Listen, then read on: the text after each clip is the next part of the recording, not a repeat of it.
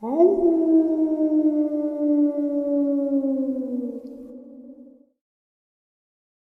and salutations, everyone. I hope everyone is still doing well, and welcome to this early morning, middle of the night bonus upload. Before we jump into it, a couple quick links.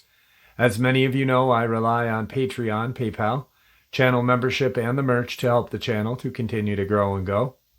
Links to Patreon, PayPal, and channel membership is in the description below. Merch displayed directly under the video. Also, Dogman, Frightening Encounters, Volume 1 through 3, the audiobook versions. They were written and researched by Tom Lyons, narrated and produced by me, Jeff Nadolny. Those audiobooks are available on Audible, Amazon, and iTunes, links to which are also in the description as well. And finally, last but definitely not least, if you'd really like to help support this channel to continue to grow and go, simply subscribe. It does not cost a cent. Click that like button, takes half a second. If you don't want to miss out on any of the informative uploads I put out daily, click that bell icon, and folks, please leave a comment and share the video. Why? Well, because all of these things really do help this channel to continue to grow and go. They definitely do matter, and they are appreciated. And with that, I have taken far too much of your time. Let's jump in to this early morning, middle of the night bonus upload, shall we? Today's first experience on the paranormal side. This is something I really don't talk about. My husband is the only person that knows the entire event. I'm going to paraphrase to save time. About 4 years ago, we moved from Florida to North Carolina. My husband is in the towing industry. He went on assignment to Maryland for 6 months. While in our home alone with my dogs, I had a major shadow person infestation. My husband and I talked at night all of the time, and he even saw it on the video chat more than once. I felt like I was on the verge of a nervous breakdown. I didn't sleep at night, so I turned every light on in the house. My husband is Catholic and was very involved as an altar boy from the ages of 6 till 19. So much so he had a free ride all through a Catholic high school. This plays into the story later. Seeing these shadow things nightly had me to the point that I felt like it was possibly the beginning stages of a full-on possession in the making. When I say I saw them, it started out of the corner of my eye, and over the time, I could look at them straight on. So it wasn't my mind playing tricks on me, something in my eye, lighting, and my husband saw it twice while on video chat with me. My whole personality changed. I looked like I had an illness that was eating me alive from the inside out. My husband would come home every few weeks for 2 days. When he was home, the activity was virtually non-existent, with the exception of hearing noises that we could not explain. He wrote those off as noises from the woods near our home, but when he was gone, I would call him on the brink of panic. I wasn't afraid that it was going to hurt me physically as much as the emotional, mental, and physical drain it put on me. We discussed trying to take possession of me. He reached out to his Catholic priest, who explained the stages of demonic possession. He told me the first thing that seemed to happen was breaking down of a person mentally and physically. We were there. This all came to an end one night when I was alone and I freaked out completely. I had holy water in my home that was blessed by the Pope from the Vatican. I grabbed the holy water and walked around the house and was just spraying everything. At the same time, I was screaming, telling it that it was not welcome, that I wasn't going to be afraid anymore, and if it was coming to get me, then make it happen. I had broken. I could no longer live like this. The next morning, the whole house felt different. That night, I no longer saw the shadow figures in my home. It was an almost eerie quiet with a whole new sense of calm. We don't talk about this ever. I can't even read or watch things having to do with shadow people because of my experience. I'm not saying in the lightest terms, but I absolutely believe I have a form of PTSD from the events that transpired. We don't watch shows with it. We don't discuss it. Fast forward a little over 4 years, we now live in a 3-story home. Our bedroom is at the top floor. It is a very quiet country neighborhood, meaning at 9 p.m. everything shuts down. My neighbors don't have lighting on their homes other than their front porch. We don't have parties here or the police. It's been very quiet and dark at night. We were sitting in bed on the top 3rd-story floor watching TV, and in my hallway I saw like a flashlight flashing around the walls. It was very fast, but I sat there and stared at it. So it wasn't just like a blink of the eye. It was like somebody outside was shining a flashlight on the house, and it popped through the window. This is on the 3rd floor. So if it were a car light, it wouldn't reach the top level. It was only us in the house that we knew of. I looked at my husband and I said, "Do you see the flashlight in the hallway just now?" To which he responded no and started to stare. He jumped out of bed and got his gun and his flashlight and started to enter the hallway, thinking somebody may have broken in. He goes through the whole top floor, checks behind the curtain in the bedroom or bathroom, turns on all the lights and finds nothing. We even looked outside on both sides of the house to see if maybe something happened and somebody was out there with a flashlight.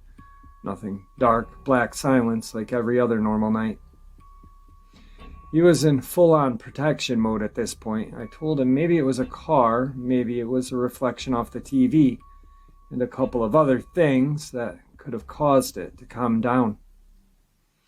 He sat down on the bed, and I watched his frozen face as he stared blankly and fixated on the hall. He said, "Natalie, I'm watching a shadow go back and forth across our hallway. There's no light behind it, and I cannot see through it to the window." He said it crossed 3 or 4 times. He sat there with the blank expression. In 24 years, I've never seen. In 24 years. He jumps up and turns on every single light again. He's clearly freaked out. I was starting to freak out as well. The minute he mentioned shadow person, I thought they were back in my life again. I haven't felt this type of fear, panic in quite some time now. I feel like I'm on super high alert today as I'm sharing this. I don't feel safe going back to my bedroom. I can't relive this event. I looked at him and said, "We don't talk about these things. We're not talking about what happened. And don't say the word shadow around me ever again in your life. You can think it, but don't say it." After a while, he calmed down enough to lie down and go to sleep.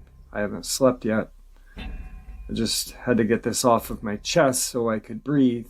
I'm already dreading tonight and going to bed. I can't have what I went through for 6 months back in my life again. Thank you for letting me share my story. I'm not necessarily looking for advice or anything. I'm just sitting here at complete loss. I keep wondering how these things are happening over and over again. Has it just been dormant and now it's coming back? Is there something triggering these events? There's no doubt about what he saw last night. He had a stare and never looked away while he was describing what he was seeing. I just don't know what to do or think.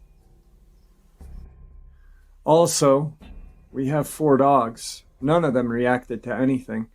They're dachshunds, and they bark if a leaf blows by in Georgia. They lied down and chewed their toys like normal. They didn't hear or see anything until my husband got up and they followed him. Today's second experience on the paranormal side. This happened back in 2009 or 10. So I would have been 11 or 12. It was around my birthday, so in the fall, and a Saturday, as I was home from school. A few years prior to this, my grandmother was diagnosed with Alzheimer's and had to be put in a nursing home. Because of this, we took her dog Pip. She was an older terrier that my grandma had rescued years ago.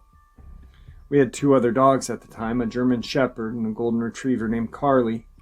The day this happened, I was inside my house reading in the living room. My dad and brother were home while my mom was at work. Unbeknownst to us, both Carly and Pip had escaped the yard and were wandering in the road. I remember sitting inside when suddenly I heard my brother yell, "Pip!" from outside. I was confused as to what was going on, so I went outside to see why my brother was shouting. I went out the side door, but I couldn't see my brother in the parking area.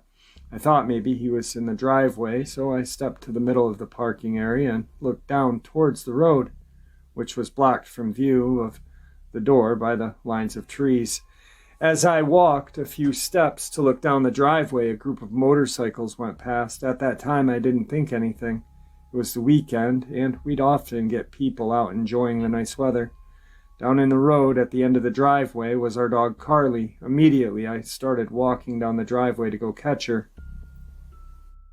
Now, I don't remember what happened next, as my brain seemed to have blocked it out, but next thing I know, I was running back up the driveway and running into the house yelling, "There's something that looks like Pip in the road."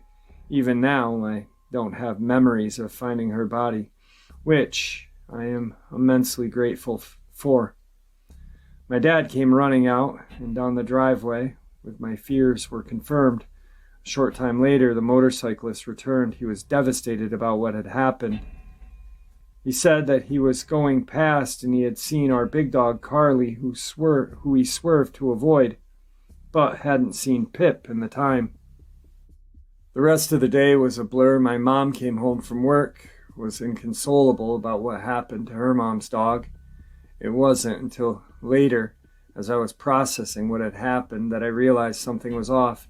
It was my brother's voice I heard yelling Pip's name from outside. If I hadn't heard him, I never would have gone out in the first place. But when I went looking for him, he wasn't there.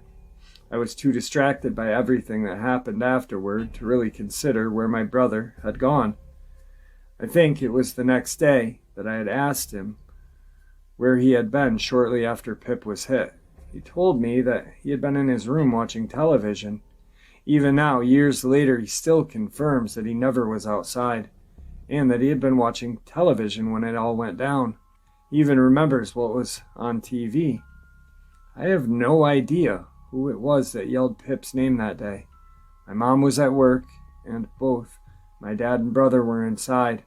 I'm certain that it was my brother's voice that I had heard, and it just seems too big of a coincidence that I was called outside moments before her death.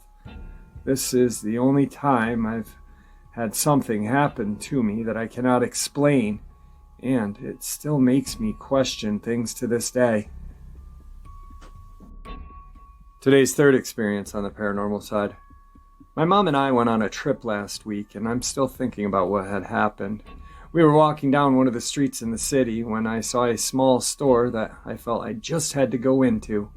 There was a sign on the front that said, "Home of Judith, the Haunted Doll," in a really small font on the window. And I was like, laughing my butt off, dope. I dragged my bewildered mom into the store, which was full of kids' stuff and weird collectibles. I started making small talk with the owner, and she said she had gotten good vibes from me and my mom. She explained that the room in the back was filled with dolls that held spirits. And she said she could hear them, and they had bridged the gap between the spirit world and the physical world. Me versus spiritual mom, and I said, "Yes, please show us." She opened the door, and it was a room of dolls with green lights coming from the ceiling. She asked me if I knew which one was Judith, and I instinctively pointed to the one in the Gone with the Wind crib. She said, "You can tell what's different about her." Something in me just said her hair, and was right. Judith's hair came from a deceased child, and my mom and I just made a WTF eye contact. Then the woman explained her connections with the dolls and let us listen to EVPs captured from a ghost hunting dude. I forgot his name. It was legit stuff. Then she mentions to the devices on her altar at the front of the room. She explained what they did, measured electromagnetic energy, and demonstrated that they only started beeping when something was directly on it. She called to the spirits of the dolls and of St. Michael, asking him to keep us in love and light, and said that the spirits were here. She asked them to make the toys go off, and they did. They really did. And when she asked the dolls to, but what really sold it was when she used the twist flashlight. If you've ever seen BuzzFeed Unsolved, it's the same thing Ryan and Shane do at the Sally house. Then she grabs my hand. On it was my ring, which I wear everywhere, and it's very important to me. She said, "Oh, Garnet, it's gorgeous." It belonged to somebody who loved. No? She's in the spirit world, isn't she? It was a ring that my dead grandmother owned. This is what followed. The woman turns to my mother. "I'm sorry for your loss, my mom." "How are you sure it was my mother's?" Woman. "How? I felt it, of course." Looks at me. "Would you like to ask a question?" We said, "Of course," and she propped a flashlight up and called my grandmother from the spirit world and asked her to turn the flashlight on in 3 seconds, and that she would count. It immediately turned on. She said, "Okay, you can turn it off now. 1, 2, it turned off again. Very on point for my yaya. I could just picture her saying, "Stop counting off. I'm not a child." My mom stepped forward and asked questions and said things she wanted her to know. I did the same. The woman gave us a message using actual initials and countries, like very specific. After we said goodbye, the woman hugged us and said she felt a bond and wanted to see us again. Today's 4th experience on the paranormal side. So I'll start with the event that happened in the last year that started this chain of strange occurrences. I've been telling the details and stories to my friends, some who believe me, some who don't, and some who didn't believe me until I showed them videos and proof of the events. One friend recommended me sharing this. So I woke up at 10 in the morning in my New York apartment. I pick up my phone, open it, do the usual, check the messages, emails, Instagram, and I see I have a missed call from my best friend from home I haven't talked to in a while.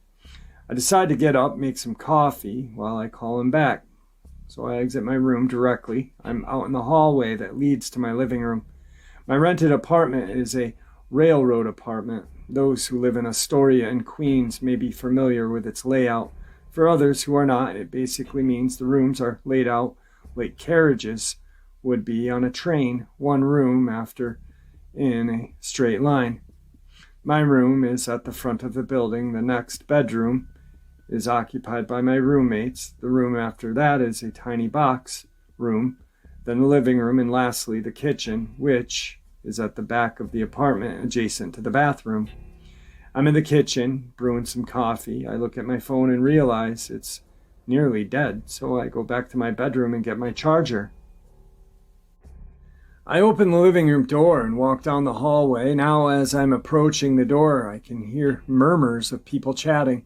I'm not sure where it's coming from, but it strangely sounds like my room. The apartment next door to us is vacant and used for storage and clutter by the landlord. The voices are very monotone, not whispers, but not loud enough to make anything out clearly. I walk closer to the door, and as soon as I reach, the murmurs stop. I think that's weird, but I'm not thinking there's anyone in my room. That's the last thing on my mind. It's like 10:20 in the morning, and I just left it. I open the door, walk over to my bed, and crawl across to where my charger is connected to an extension lead on my bed. I notice the room feels static-like when a TV is turned on with no sound, so much so that I turn and check if I accidentally had put a knee or my hand on the remote and switched it, but it was off. So this is the part, and I'll try to explain as best as I can. I look at my phone because I know it's low, and I don't want it switching off. I plug it in and sit against the headboard. I switch on my phone. I'm looking at the screen, resting my haunches on my legs. Out of the corner of my eye, I can see something dark in the corner of my room. Between the open door and the wall, I'm in instant fear. I'm frozen. I know there's 100% chance someone in my room. I don't want to move my head, so I realize I know it's there. I can feel it. I can't make it out, but it's dark. Its hands are pressed against the wall. I can't see its face, but I can feel it staring at me. I start to think, to hope, that my eyes are playing tricks, but the dead silence, I hear its body brush against the wall. I close my eyes and hope it disappears. That I'll never tell anyone if it does. That we have a telepathic connection and an understanding, but when I open them, it's still there. This is the closest I've had to sleep paralysis while being wide awake. I want to scream out to my roommate to help me. I'm frozen in fear. I try to convince myself I can scream. Help pops in my head, the word help. I don't know why, but I think I can scream that word. I stop thinking and I scream, help! As soon as my mouth opens, the figure bolts around and out the door at what I can only describe as cat speed. I can hear the footsteps stop. It hasn't gone down the stairs yet. It's still in the hallway. I call my roommate's name. I can hear him get up and I feel relieved. He rushes in and asks what's wrong. I told him there was something or someone in my room, that he's in the hall. He doesn't ask. I know he assumes it's an intruder. He asks me if he's big in a whisper. I tell him I'm not sure. He tells me to come with him, but I tell him to lock the door. He decides to investigate. He starts to tiptoe so he can peek down the hall. Eventually, he gets a clear view and tells me he's gone. I know I didn't hear him go down the stairs. You would have heard it on the old wooden steps. He ventures down and checks the door to the living room. It's locked. The next door apartment doors, they're locked. He comes back in and tells me it's gone. He must be. Tonight's final experience on the paranormal side. A little background about myself and my roommate. We are both practicing Christians, so I do believe in the spiritual side, demons and such, but I had never had any encounters I deemed supernatural per se. That all changed for me 3 years ago. We were living in a small apartment at the time where me and my roommate, let's call him Joe for now, lived at the time. His girlfriend had just gotten back from a mission trip to Haiti and brought home a gift for him. This gift is a crudely carved wooden elephant that she had gifted from a Haitian child. This thing was freaky, creepy, just gave off an eerie vibe by looking at it. Clearly hand carved, but not with the best craftsmanship. It was very unsettling to look at. However, Joe, being a good boyfriend, graciously accepted the gift. I, somewhat jokingly, but also seriously, expressed how I didn't like the mojo surrounding the thing. He basically explained that he thought it was weird, but it was a gift, so he's going to keep it, and keep it in our room. Later that night, I received the usual text from my neighbor who lived across the hall. We were friends, but never really texted, so this struck me as odd. Are you okay? I was in the living room watching a movie at the time, and I said, yeah, just relaxing, watching TV. Met with the response, oh, just pulled in and thought I saw you in your room pacing back and forth. My heart dropped. I was home alone. And I immediately ran into the room to find nothing but stillness. I made a glance at the wood-carved monstrosity, which almost felt as if it was staring back at me through the closed door. Now unsettled, but not completely startled. A couple hours later, it was time for bed. By this time, my roommate had already returned. I told him about the text, but he meanly brushed it off. I never had been a great sleeper, so this experience didn't help me get into a rest state. However, eventually my mind drifted asleep. This sleep didn't last long, though. A feeling I had never felt before came over me. My eyes felt as if they were glued open, and I didn't even notice myself blinking. My body was strapped to the bed, not able to move any appendage. All I had control over were my eyes. I immediately looked to my roommate across the room, who was dead asleep. With all of my might, I tried to let out anything out of my mouth, but not even a whimper. My eyes then looked to the foot of my bed to see a sight that gripped me with curling fear. An imposing outline of nothing but black, so black it stood out amongst the rest of the darkness. There was no face, no true shape, just a vague structure of a humanoid creature that looked as if it was a void, absorbing darkness and growing even blacker by the second. I moved my eyes up to try to avoid the thing, but it was so tall, it was hard not to see it. Then it felt as if my chest was crushing. Looking down to the pressure on my chest, it now appeared the thing was coming over me. It wasn't crawling over my bed, more as if it was levitating closer and closer, until I was forced to stare at nothing but the void before me. What I presumed to be the creature's face, there was no emotion, noise, nothing, just darkness. And when I think back to this, that's what churns my stomach. The lack of anything is something I had ever experienced. I don't remember the thing leaving or me falling asleep. I just woke up in the morning, naturally thinking my mind had just dreamt up a terrible nightmare. However, when I looked to the floor of the room, I saw that wood-carved creature had fallen off the shelf and rolled a solid 3 feet to the foot of my bed. I felt ill from the fear. I immediately decided the events were connected. I have never suffered from sleep paralysis before or after this event. We got rid of the wooden elephant, then blessed each room of the house, and had no more issues until we moved out. I truly believe this wooden carved object had something attached to it. I'm not very informed on the subject, but it was of Haitian descent, so my first thought was voodoo. This is only ever encounter of this type.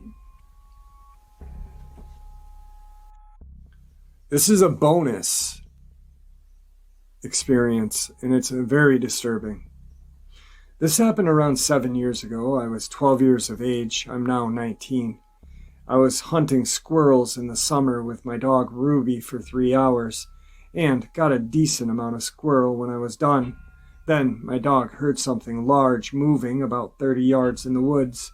I turned around and heard the same sound she was hearing. I grabbed my small rifle and went out to check what was making the noise. My dog Ruby darted toward the noise while I was trying to call her back.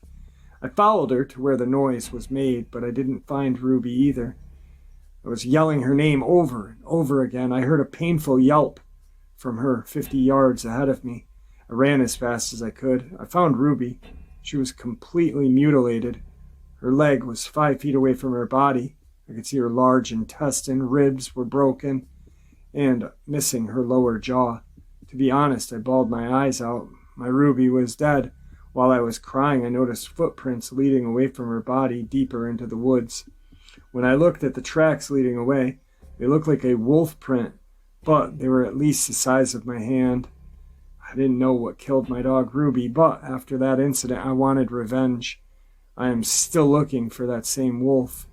And so far, I've been seeing the same tracks in the same area where it killed Ruby. If I find this wolf, it's going on my wall. That's my scary and sad encounter. If I didn't have Ruby when I was squirrel hunting, she would have not have gotten injured or killed. I'm lucky I'm still alive. She sacrificed her life to protect me. I still miss her to this day. Have it, folks. I hope you all enjoyed this early morning, middle of the night bonus as much as I enjoyed sharing it with you, and I'd like to thank you all for supporting this channel. It is your support that helps the channel to continue to grow and go, and what gives us all a place and a chance to share our experiences and theories judgment-free. Everyone is simply treated with the respect that we deserve. Please stay safe, happy, healthy, and ever vigilant, keeping an eye on our children, pets, family, and friends. These creatures are real. These events have happened. Share this information with those you love and care about, and it may just help save their lives someday. Until next time, never stop asking questions, never stop searching for the truth, and God bless you all.